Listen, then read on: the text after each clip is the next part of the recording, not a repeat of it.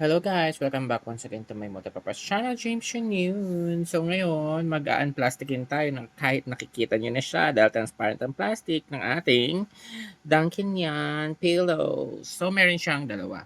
Meron siyang chocolate and then strawberry, syempre. So unang buksan natin is itong si chocolate. Yan. So dito lang tayo sa lapag, di ba? Okay. So, ito si chocolate. Basically, ganyan lang siya. Open na natin siya. So, hindi ko talaga siya inopen kanina dun sa Dunkin' store kasi baka malaglag ko tapos madumihan. So, yan siya. Diba? Ang cute. Ganito yung kanyang tag sa likod. Ganun. Yeah. So, ito siya. Dito kasi yung hinahawakan, diba? Tapos yun ang unang makakainin sa baba. So, 2025 DD. Yun siya. Alright siya. Serve. Hanggang sa pinakadulo niya.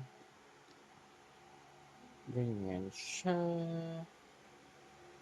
Yan. Yes, gumulong siya. Bolster siya no? So, ngayon dito na tayo kay strawberry. Yan. Tayo na natin siya dyan.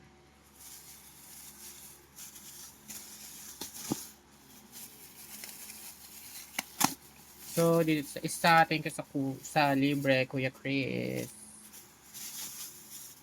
Ang cute. So, ganyan talaga siya. May mga paganyan, oh. Siguro yun yung parang effect nung sugar niya. Tsaka syempre, ang texture is velvety. So, ito siya. Yan ang strawberry. Ganito naman yung likod nun. And then, Dunkin' yan.